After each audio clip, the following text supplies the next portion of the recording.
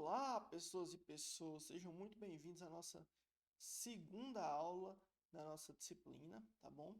Nessa aula aqui a gente vai falar um pouquinho sobre biosfera, certo? Que é o nosso segundo tema da primeira unidade.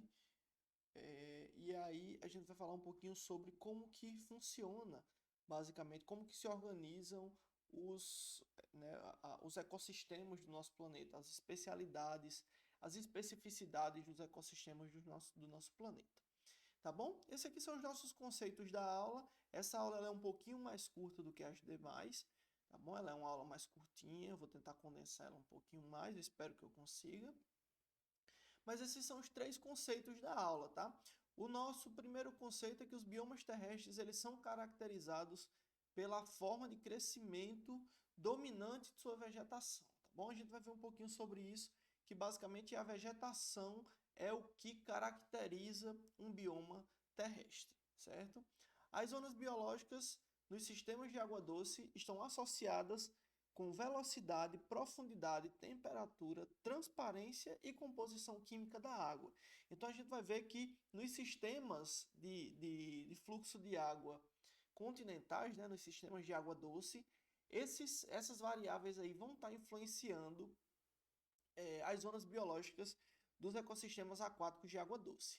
E nos ecossistemas aquáticos de água salgada, né, nas zonas biológicas marinhas, a gente vai ter como fatores determinantes aí, principalmente a profundidade, a disponibilidade de luz e a estabilidade do substrato. Mas vamos à aula. Primeiro a gente vai falar um pouquinho sobre os biomas, né, os biomas terrestres. Basicamente, os biomas eles são grandes comunidades biológicas que são modeladas pelo ambiente físico onde elas se encontram, tá bom? E as variações nesse ambiente físico, elas vão ser determinadas por aquelas variáveis climáticas que a gente viu na última aula, tá bom? Então, essas variáveis que vão influenciar na modelagem do ambiente, na modelagem da comunidade biológica, que inclui os biomas, tá bom? Que estão incluídos nos biomas, elas vão ser basicamente determinadas por aquelas variáveis do ambiente físico que a gente viu na última aula. Tá bom, gente?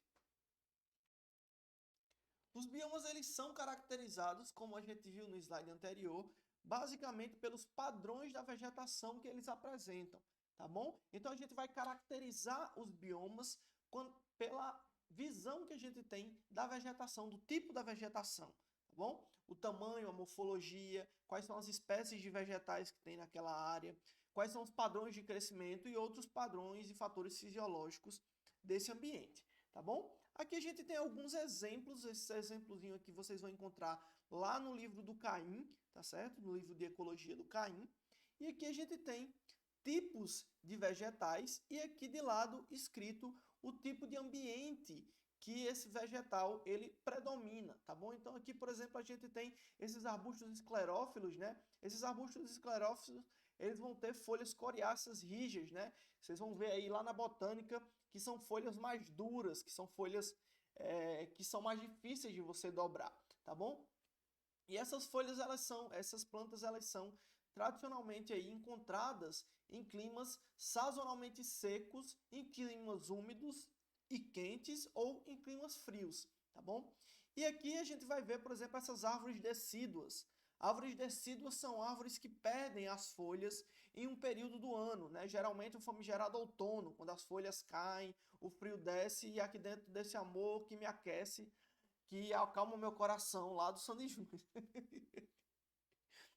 Então, quando as folhas caem, é o que a gente chama de árvores decíduas. São árvores que perdem aí as folhas durante um período do ano, tá bom? E aqui do lado, mostrando aqui que o ambiente, os ambientes que são incluídos são ambientes úmidos, ambientes sazonalmente quentes ou frios ou muito frios, variando aí, né, pela sazonalidade, sobre solos férteis ou quentes, ou seja, solos que têm muitos nutrientes disponíveis, tá bom?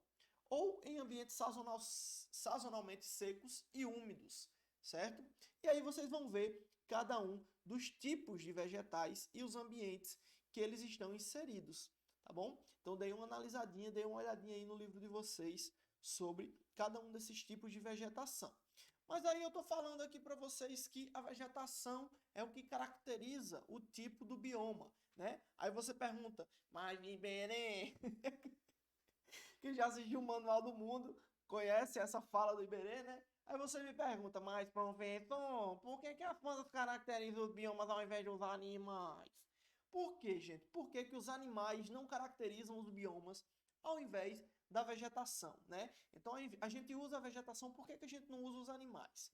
Primeiro a gente tem muitos fatores, primeiro que a gente tem muitos fatores para responder essa pergunta, tá bom? Eu vou listar aqui basicamente 3 para vocês. O primeiro é que pela imobilidade das plantas, pelo fato das plantas estarem ali imóveis, elas precisam obviamente ter uma condição fisiológica, uma adaptabilidade muito alta para lidar com os extremos do ambiente, certo? Então você tem um ambiente, por exemplo, como a Sibéria, que vai de uma temperatura de menos 50, menos 40 até 20 graus Celsius positivos, certo? Então de menos 40 a 20 graus Celsius positivos.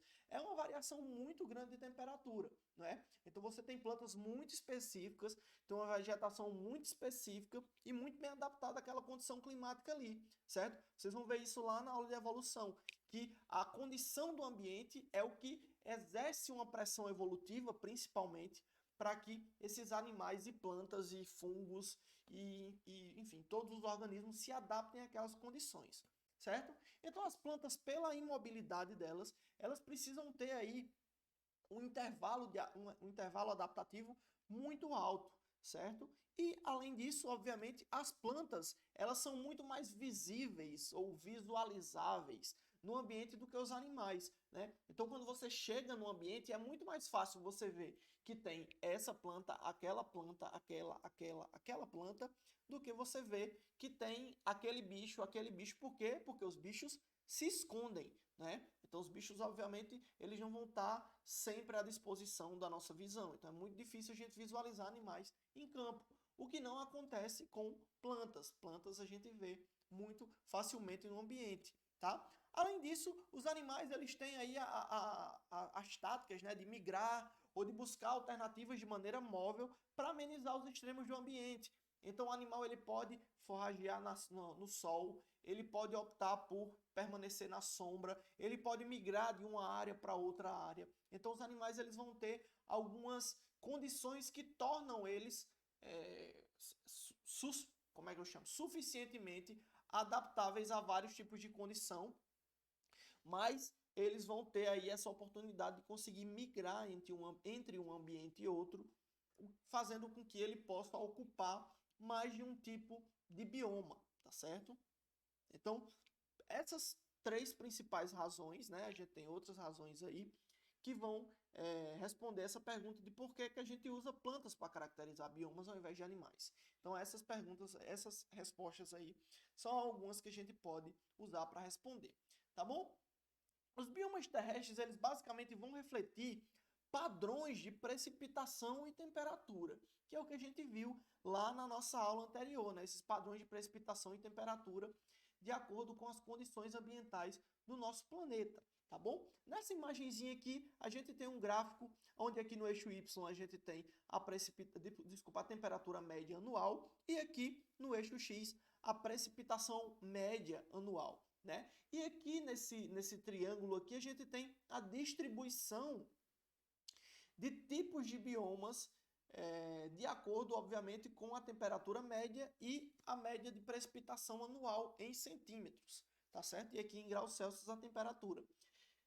Então a gente vê que de 0 a 500 centímetros de precipitação anual por ano, e aqui de 30 positivo a menos 30 graus Celsius nesse intervalo aqui, certo? E a distribuição de cada um desses tipos de biomas mundiais, certo? Eu quero que vocês prestem um pouco de atenção nesse gráfico aqui e quero que vocês estudem um pouco sobre esses biomas aqui. Esses biomas são o que basicamente é considerado, né, como se fosse um padrão mundial de biomas, tá? Entre aspas, não sei nem se esse termo existe, mas é como se fossem os biomas reconhecidos mundialmente, né? Para se conhecer na literatura, para que todo o mundo saiba que esses biomas, esses tipos de vegetação e de ambientes existem, eles são categorizados nessas categorias principais aqui. No livro vocês vão encontrar acho que 2 ou 3 categorias a mais, ou tipos de biomas a mais, mas esses aqui. Quero que vocês percebam que vocês não encontram aqui Caatinga, Cerrado, Pampa, Pantanal, Amazônia, Mata Atlântica.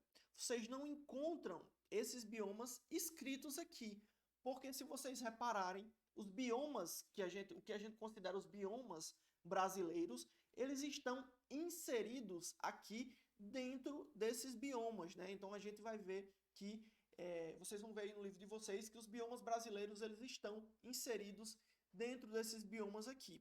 Eu não vou detalhar os biomas porque eu vou pedir para vocês me incluírem esses biomas brasileiros dentro das categorias de biomas mundiais que a gente tem, tá bom? Mas depois a gente vai ver um pouquinho disso no nosso trabalhinho.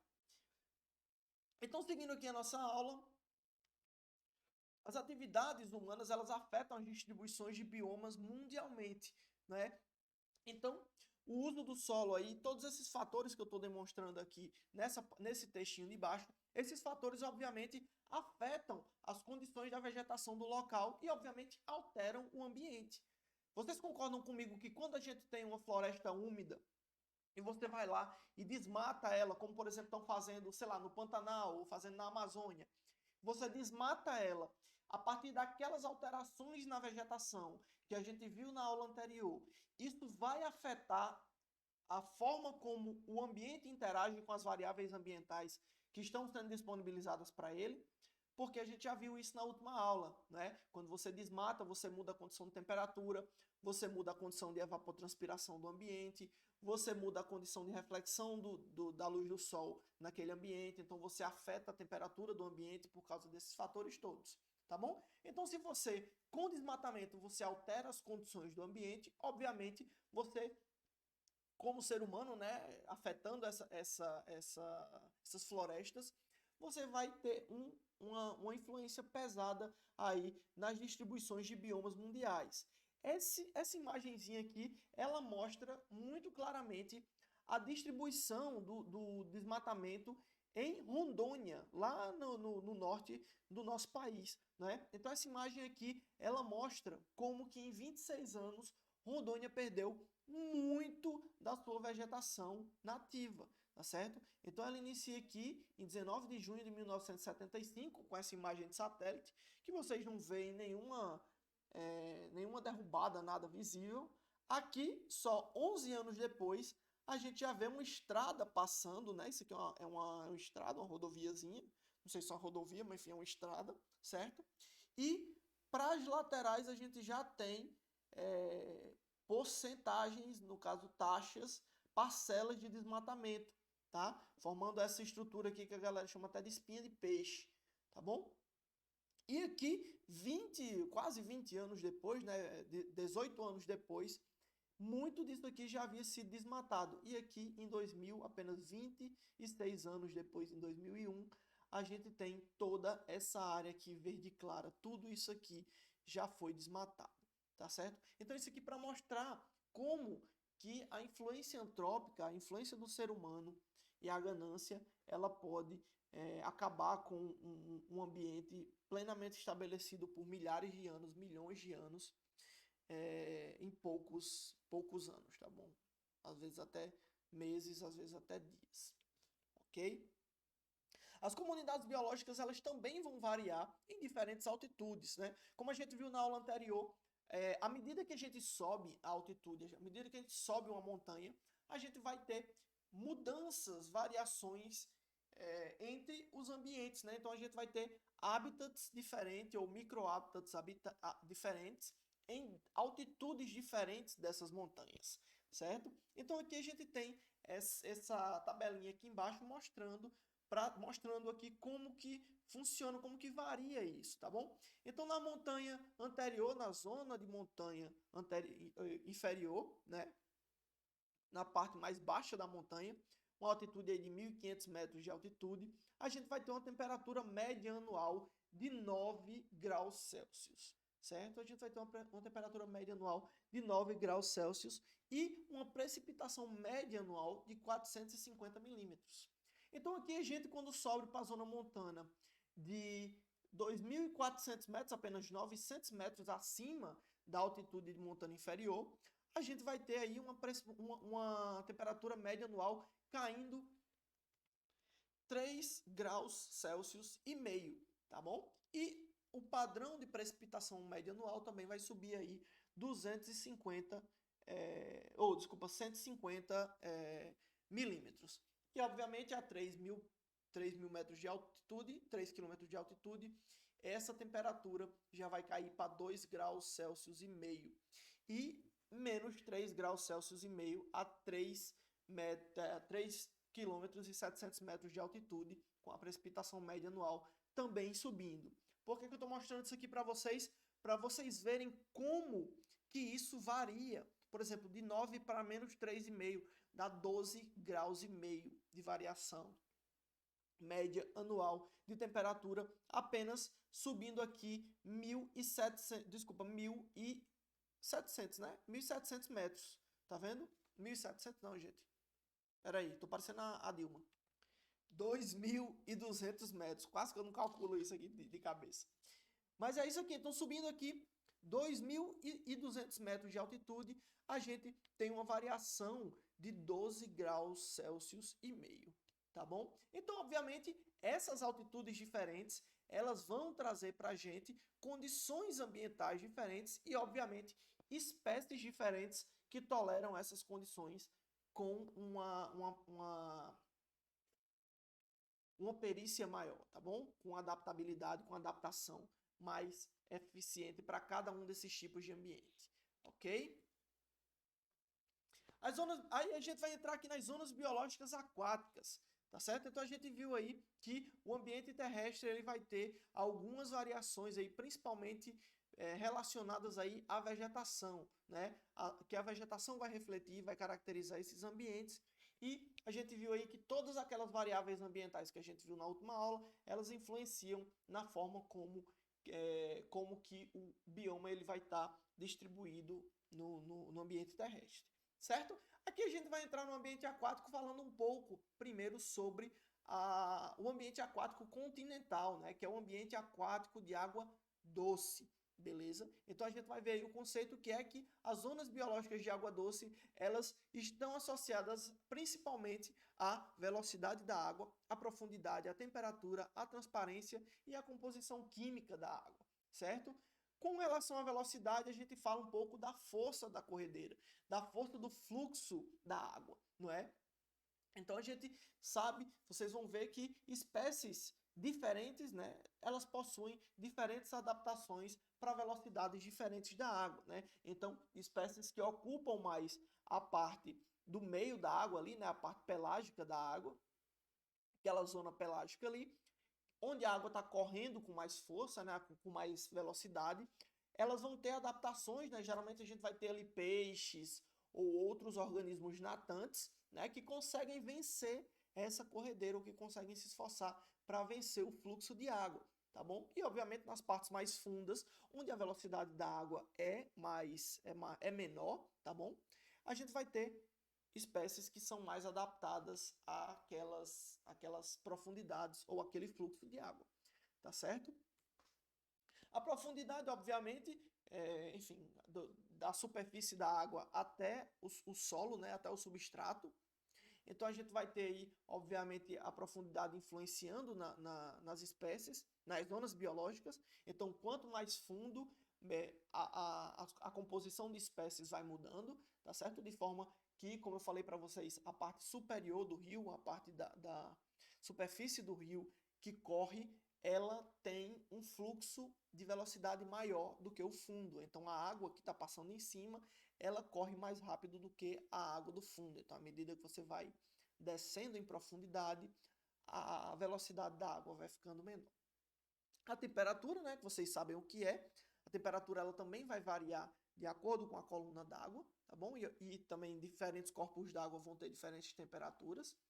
A transparência, que não é nada mais nada menos do que a turbidez da água, né? A gente está vendo aqui uma água menos turva, uma água de turbidez média e uma água de turbidez mais elevada do que essas três, tá certo? Então, a transparência da água ou a turbidez da água, ela também vai estar afetando aí as zonas biológicas, ela também vai estar influenciando nos padrões de zona biológica. E, obviamente, como eu falei para vocês, a composição química, né? Que são parâmetros relacionados aí à concentração de gases na água, a salinidade, a disponibilidade de nutrientes, as variações na acidez, no pH da água e, obviamente, a emissão ou a derramada, né, de poluentes na água também. Então, todos esses fatores vão afetar a composição química da água, além de outros. E isso, obviamente, vai influenciar aí nas zonas biológicas da água doce. Então, as comunidades biológicas, elas, quando a gente está falando de sistemas lóticos, né, sistemas lóticos, que a gente chama, são sistemas de água que correm, tá? São sistemas de água de rio, por exemplo, de rio, de riacho, que são águas que correm. Então, sistemas lóticos são águas corredeiras, são águas que correm.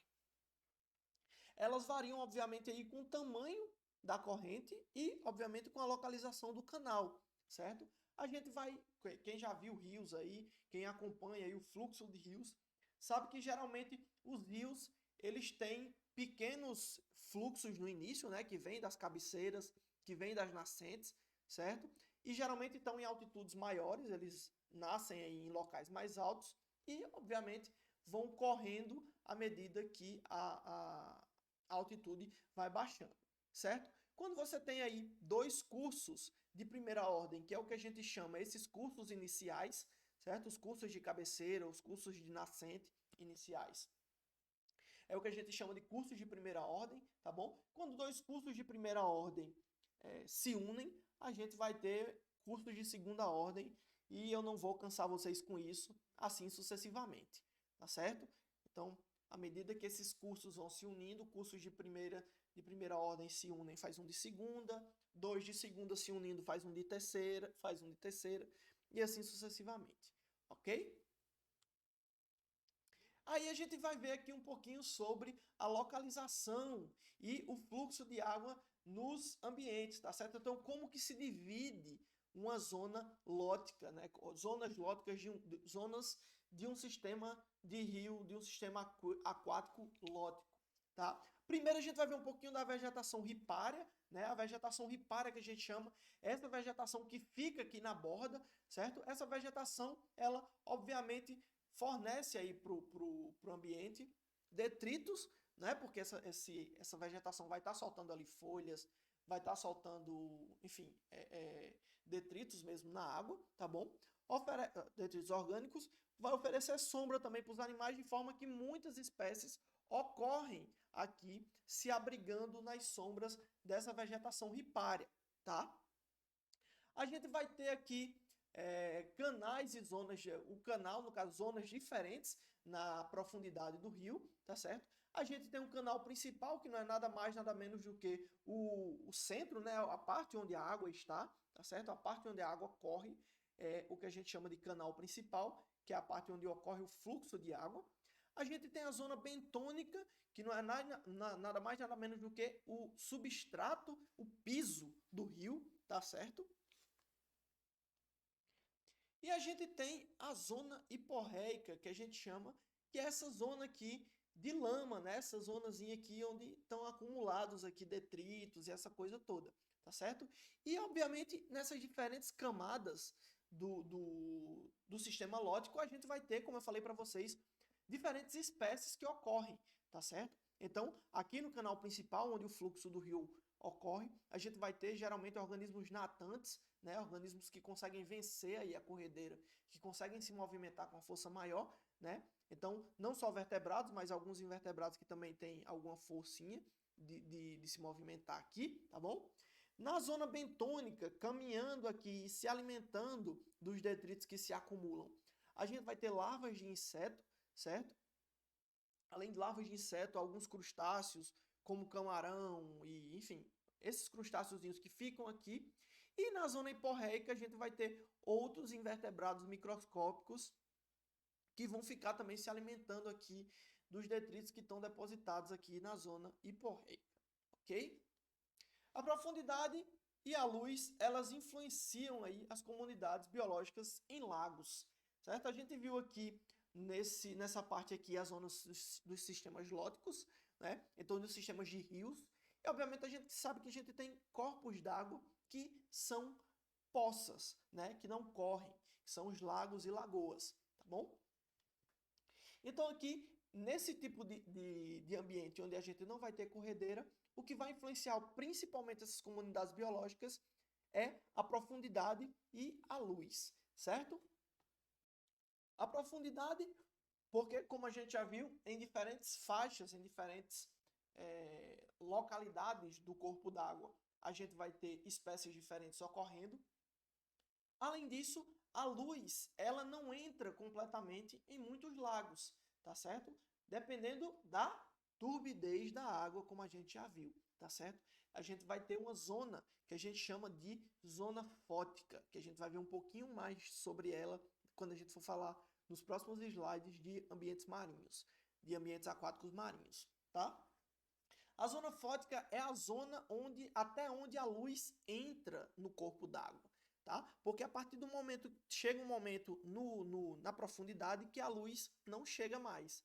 E, obviamente, se a luz não chega, você não tem fotossíntese, você não tem produção primária e, obviamente, você não vai ter nenhum organismo fotossintetizante ali, nenhuma planta, nenhuma cianobactéria, nenhum tipo de organismo fotossintetizante, certo? Então, vai mudar essas plantas, esses organismos fotossintetizantes não vão existir dessa profundidade para baixo. Então, a profundidade, ela também, além da luz, a luz, além da profundidade, ela vai influenciar aí nas comunidades biológicas. Vamos ver mais um pouquinho sobre a luz. Nessa imagem aqui, a gente tem um pouquinho aí de grupos animais e vegetais, né, cianobactérias e tudo, que vivem nessa localidade aqui. Depois vocês dão uma pausinha no vídeo, leem aqui a legenda aqui do lado e analisam cada uma delas, tá bom? Aqui, basicamente, o que é azul é animal e o que é verde é organismo fotossintetizante, alga, vegetal, tá bom? Fitoplâncton, o verde, e o zooplâncton, azul. E aí vamos entrar aqui nos ambientes aquáticos marinhos.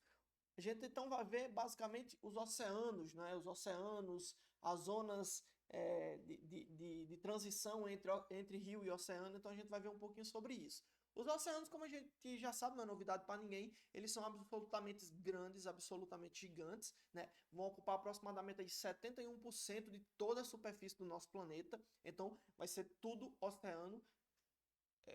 Enfim, mais de 2/3 do nosso planeta é oceano, tá certo? Os organismos marinhos, eles são mais amplamente dispersos do que os organismos de água doce, tá certo? Por isso, é mais difícil a gente organizar os ambientes marinhos em unidades biológicas, tá certo? A gente vai ver um pouquinho mais sobre isso. Então, por essas e outras razões, por essas e outras dificuldades, as zonas biológicas marinhas, elas são organizadas assim, bem a grosso modo, assim, do jeito bem basicão, tá bom? A gente vai ver um pouquinho sobre isso.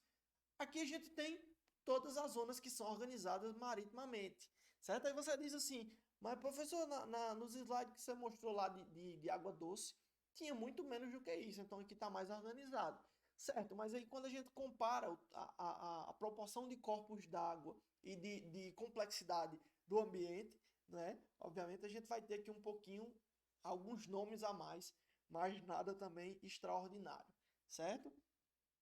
Então aqui a gente vai ter, primeiro falar um pouquinho para vocês da zona entre marés, né? A zona entre marés não é nada mais, nada menos do que aquela parte do ambiente onde a maré vai estar banhando e não banhando, subindo e descendo. Por isso que é o nome zona entre marés, né? Então a água em um momento do dia, no caso em dois, né? Porque na maioria do planeta a gente vai ter a maré subindo e descendo 2 vezes a cada 24 horas, né? Por influência da gravitacional da Lua, né? Isso que a gente já sabe. Vocês já devem ter visto nos vídeos que eu coloquei. nas aulas anteriores. Então, a zona entre marés é basicamente a área onde a maré está subindo, molha, a maré desceu, seca, molha, seca, molha, seca. Ok? O litoral é basicamente a zona aqui do banco de areia, né, que fica próximo à praia, banhado pelo oceano, tá certo? Então, essa parte aqui de água, ela não se perde. Ela não se perde, não, ela não se expõe, certo? Então, no litoral é basicamente ali aquela parte da praia onde a gente consegue ficar de boas. Então, é a parte onde tem um banco de areia, em que você consegue pisar, vamos dizer assim, e não tem uma profundidade muito alta, tá certo? Já na zona pelágica, a zona pelágica ela é basicamente todo o ambiente que esteja suspenso. Então, tudo isso que está suspenso aqui no corpo d'água, tudo que estiver suspenso é zona pelágica. É o que a gente chama de zona pelágica, certo? Então, tudo que tiver suspenso no corpo d'água é zona pelágica. Tudo que estiver boiando, tudo que tiver no corpo d'água é zona pelágica. Ok? A zona bentônica é o substrato. A gente já viu lá na água doce que essa zona do substrato aqui, essa zona do piso, é o que a gente chama de zona bentônica, certo? Então a gente vai ter organismos que vivem especificamente na zona bentônica aí, se alimentando de detritos que vão estar caindo da zona fótica. A zona fótica a gente viu nos slides anteriores, que é a profundidade até onde a luz entra no ambiente, certo? No ambiente aquático. Porque, como a gente já viu, a luz ela é o principal responsável, né, pela fotossíntese, né, pela produção primária, pela produtividade primária do ambiente. E, obviamente, no ambiente marinho, ela só vai ajudar, né, na superfície. Então, a gente só vai ter produtividade primária, só vai ter organismos fotossintetizantes na superfície dos nossos oceanos. Ok? Porque aqui a gente já vai ter, a partir de uma certa profundidade, geralmente entre meio e 200 metros, tá? Vai depender também da turbidez da água, tá? Do local do oceano onde você está tratando, mas geralmente até 200 metros você tem luz entrando. Passou disso, não há mais luz, então não há mais fotossíntese, não há mais produtividade primária. Por que eu estou falando disso? Porque, obviamente, como a gente vai ver lá para frente no nosso curso, a produtividade primária é o primeiro nível trófico, é o primeiro nível alimentar, né? Então, os organismos autotróficos, os organismos fotossintetizantes, eles produzem o próprio alimento a partir da fotossíntese, né? Isso aí vocês já sabem, isso aí vocês já estão cansados de ouvir, certo? E, obviamente, a gente vai ter organismos que se alimentam desses organismos fotossintetizantes, né? Os organismos fotossintetizantes no oceano que a gente chama de fitoplâncton, tá bom? Que são microalgas, cianobactérias, diatomáceas. Então, são organismos que produzem o próprio alimento através da fotossíntese. E aí a gente vai ter um grupo de animais que a gente chama de zooplâncton. O zooplâncton basicamente vai se alimentar do fitoplâncton, que é o produtor primário, tá certo? E, obviamente, vai servir de alimento para outros grupos de organismos maiores que também vão estar na coluna d'água aqui, certo? Então, a riqueza que se conhece na zona fótica, ela é muito mais alta do que quando a gente passa dessa zona fótica e começa a não ter mais disponibilidade de luz para essa produtividade primária, certo? Então, quanto mais profundo a gente vai, menor vai ficando a riqueza, menor vai ficando a quantidade de espécies que estão disponíveis nesse ambiente, tá certo? Então, a zona fótica é a zona em que entra a luz e é a zona onde ocorre a fotossíntese. A gente vai falar um pouquinho mais sobre profundidades lá na frente. Vou falar um pouquinho aqui sobre a influência do litoral, né? A influência litorânea. Como a gente já falou aqui, as zonas entre marés, elas existem, né? Que são aquelas zonas que ficam ali expostas e ocultas pela água, tá bom? E essas zonas entre marés, elas vão produzir condições adversas para muitas espécies animais. Vai desenvolver, inclusive, o que a gente vai chamar lá na frente de distúrbio intermediário, tá certo? A famosa hipótese do distúrbio intermediário. A gente vai ver um pouquinho sobre isso lá na frente no nosso curso, tá certo? Então, as zonas entre marés, elas produzem aí condições adversas, e essas condições adversas vão favorecer diversas espécies que vão estar adaptadas aí, tá bom? A essas condições diferentes, que nem são de água doce, nem são de água salgada, nem são totalmente de ambiente seco, nem são totalmente de ambiente úmido, tá certo? Então, vai favorecer diversas espécies aí que têm essa tolerância a um ambiente mais variável, certo? As marés, elas vão produzir zonas de transição únicas entre a água que corre do rio para o oceano, certo? Então, nas zonas aqui de ligação entre o rio que está desaguando no oceano, a gente vai ter diversas condições aqui, principalmente de disponibilidade de nutrientes, que vai favorecer muito a sobrevivência de diversas espécies de plantas e de animais, tá certo? Por que isso? Porque o rio, ele vai trazer de água doce muitos nutrientes, obviamente com a água para desaguar no oceano. Vocês concordam comigo? E aí o que é que o oceano faz? Ele sobe a maré. Quando a maré sobe, ele empurra um pouco desses nutrientes para trás.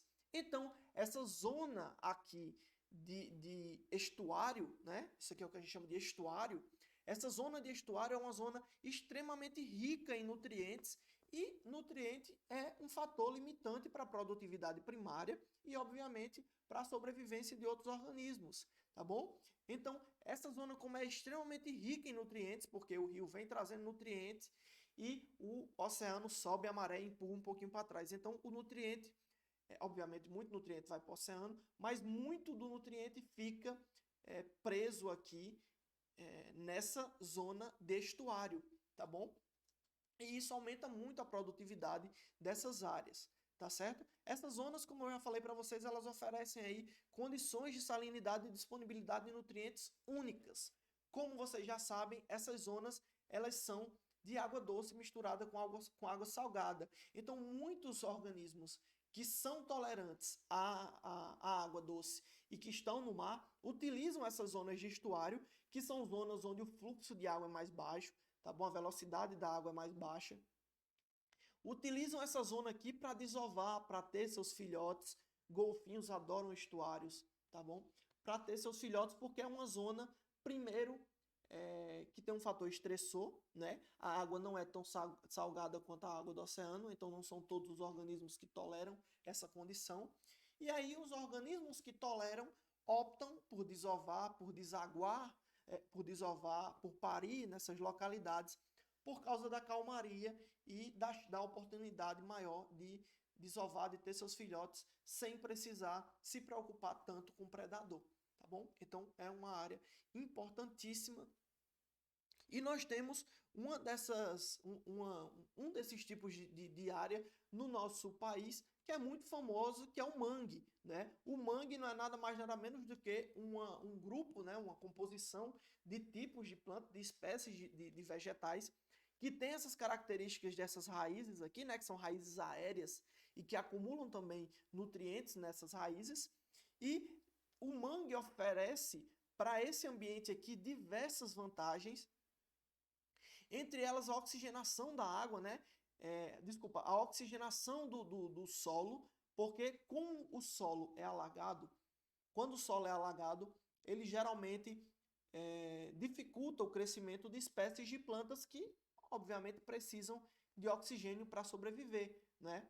Então, eles precisam aí de oxigênio para sobreviver. Então, o que é que o mangue faz? Ele, além de suprir a necessidade de oxigênio, ele serve aí de abrigo para outras plantas, porque o oxigênio que ele capta escapa também das raízes, né, que são raízes aéreas, são raízes ocas.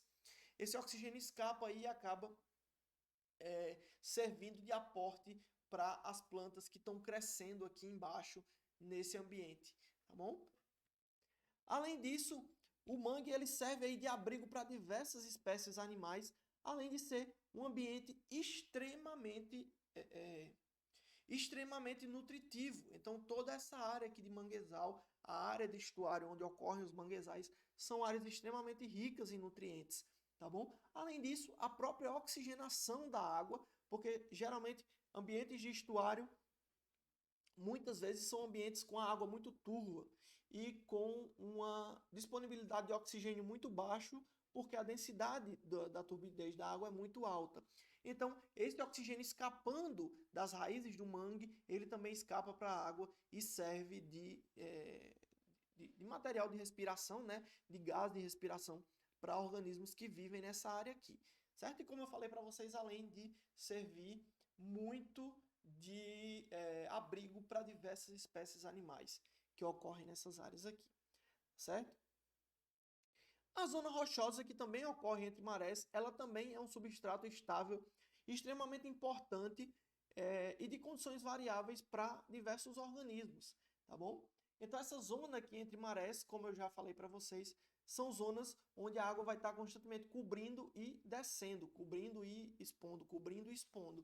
E obviamente a gente vai ter espécies que são adaptadas a essas condições estressoras, tá bom? Então essas zonas entre marés aqui rochosas, elas servem para refúgio para diversos animais. Inclusive, quando a maré baixa, muita água fica represada nessas poças d'água aqui, da zona rochosa. E é uma ótima oportunidade para quem quer observar animais, tá bom? Então você compra aqueles óculos lá de mergulho, você pode vir aqui e mergulhar, que você vai ver diversos animais, obviamente tomando muito cuidado para, enfim, não interferir na vida de nenhum deles. Tá bom, gente? Vamos falar um pouquinho aqui rapidamente sobre as zonas oceânicas rasas, né? Como é de se esperar, as zonas oceânicas rasas, elas vão ter uma disponibilidade de luz incessante, né? Então, constantemente vai ter disponibilidade de luz ali e, obviamente, a produtividade primária vai ser extremamente alta. Exemplo disso, a gente tem aí os recifes de coral, né? Que são basicamente aglomerações, assembleias de organismos fotossintetizantes que vivem associados aí a tipos de estruturas, não é? E, obviamente, esses corais, eles servem, além de alimento para outros grupos de animais, eles vão servir também de abrigos, tá bom? Então, são ecossistemas extremamente importantes para o nosso planeta, porque eles oferecem condições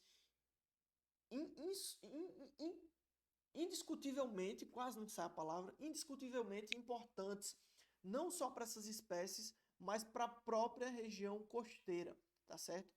Então a gente tem imagens que mostram recifes de coral, no mundo inteiro recifes de coral gigante. Essa imagem aqui é lá na Austrália, tá bom? E tudo isso aqui são recifes de corais. Se vocês entrarem aí no Google e colocarem recife de coral, imagem de satélite, vocês vão ver de diversos locais do mundo essas imagens. Então aqui vocês imaginem a quantidade de espécies que tem aqui e cada grupo de espécies desse depende de outro grupo de espécies, que depende de outro grupo de espécies, que inicialmente acaba por depender das condições que são oferecidas pelos recifes de coral que estão disponíveis nessa quantidade por causa da disponibilidade de luz, o que auxilia na produtividade primária desses ambientes. Tá bom? E por último, mas não menos importante, vamos falar um pouquinho aqui sobre as zonas oceânicas profundas, tá certo? Como a gente já viu, a zona fótica ela vai limitar a região de produtividade primária do ambiente, a região onde você consegue encontrar organismos que fazem fotossíntese, tá certo? Aqui a gente tem uma imagenzinha de fitoplânctons, tá bom? Aqui são diversas espécies de fitoplâncton, tá? Organismos fotossintetizantes. E aqui algumas espécies de zooplâncton, como eu falei para vocês, animais marinhos microscópicos que se alimentam desses grupos de organismos fotossintetizantes aquáticos. Então, embaixo, passando da zona fótica, a partir do momento em que você não tem mais a chegada de luz, a condição estressora ela começa a subir absurdamente. Então, a condição de estresse no ambiente ela aumenta muito porque a temperatura, obviamente, vai começar a cair, porque você vai ficando mais fundo, você vai tendo menos luz. E a partir do momento que você não tem luz, essa temperatura começa a baixar muito, tá bom? Então, a temperatura baixa muito mais do que na superfície. e você vai ter uma pressão hidráulica muito maior, né? Porque a gente sabe que quanto mais baixo a gente vai, maior é o peso de tudo que está em cima da gente, tá certo? Então isso vai dificultar muito a vida, a sobrevivência de organismos abaixo da zona fótica, e isso vai, obviamente, afetar a forma como esses organismos são distribuídos, essas espécies são distribuídas na parte abaixo dessa zona. E na zona bentônica, né, como a gente já viu, no substrato do oceano, né, lá no fundo, no chão do oceano, a gente vai ter a zona bentônica, que vai ser composta basicamente por organismos detritívoros, certo? Que são, não esses aqui, esses não eram para aparecer agora, que são organismos aí que vão se alimentar de restos, de restos, é, de restos alimentares que vão decantar da zona fótica, né? Então, a gente tem lá a zona fótica lá em cima e os animais que vão morrendo, tudo que vai morrendo e vai decantando no oceano, acaba no fundo, e esses animais detritívoros que vivem lá no fundo do oceano, eles vão acabar comendo e se alimentando desses detritos que caem da zona fótica, tá bom? E de outros animais também que morrem aí na zona não fótica, na zona profunda. E a gente vai ter aí, principalmente como predadores dessas zonas, dessas profundezas, peixes e cefalópodes das profundezas, né? Aqui polvos, por exemplo, e esse peixe aqui que é muito famoso, o peixe-diabo, que o povo conhece, tá? A gente vai ter peixes e cefalópodes como os principais predadores de profundidades, tá certo? Esse aqui é o famoso polvo do inferno, um negócio assim que o povo chama, tá? Que ele já tem um nome, Vampiroteutes infernalis. Já tem nome de artista. E esse aqui, o peixe-diabo, né? Que a galera conhece como peixe-diabo. Obviamente os peixes de profundidade, obviamente não. Às vezes a gente não pensa muito sobre isso, mas a gente pensa assim, tá? Então os peixes que vivem em altas profundidades e enfrentam pressões hidráulicas muito altas, eles têm que ter a estrutura óssea muito rígida e muito forte para aguentar a pressão.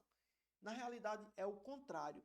As estruturas ósseas desses animais, elas são extremamente frágeis, justamente para que eles sejam leves. Então, eles precisam ser leves o suficiente para que a pressão da água, a pressão hidráulica, não esmague eles, tá bom? Então, se eles tivessem a estrutura muito rígida, eles iriam pesar mais e isso iria prejudicar a sobrevivência deles. Então, geralmente a estrutura óssea deles é muito delgada, muito fininha, para que eles consigam suportar aí as altíssimas pressões desses ambientes. Então vamos resumir aqui a nossa aula rapidamente. O ambiente ele é caracterizado primeiro pelo tipo de vegetação que ele possui, bem como pelos padrões de crescimento e sobrevivência dos vegetais que ocorrem nesses ambientes, ok? Então o bioma ele vai ser caracterizado principalmente pela vegetação e por todos aqueles padrões de crescimento e sobrevivência que a gente já viu. As zonas biológicas de água doce elas vão estar relacionadas principalmente com a velocidade, a profundidade, temperatura, transparência e composição química da água, como a gente viu na nossa aula. Espécies diferentes, obviamente, elas vão possuir adaptações específicas para sobreviver em condições variáveis na água doce. As zonas biológicas marinhas elas vão estar associadas principalmente com a profundidade e a disponibilidade de luz, como a gente viu. A gente viu também que a zona fótica ela é a única área do ambiente marinho onde ocorre a produção primária, né? Então é o único local onde a gente vai ter produtividade primária, ou seja, onde a gente vai ter organismos fotossintetizantes, né? Organismos que são autótrofos, que fabricam a própria energia a partir da luz solar. E, por último, mais ou menos importante, com o aumento da profundidade, a vida ela vai se tornar mais escassa e as condições do ambiente vão se tornar mais estressoras, mais estressantes. Tá bom? Então, gente, essa foi a nossa aula de biosfera. Eu espero que vocês tenham aproveitado. Quem não pegou muita coisa, aparece no momento de dúvidas, ou me manda e-mail, ou me manda mensagem, que a gente vai se falando. Tá bom, gente? Após, um cheiro para todo mundo e até a próxima aula.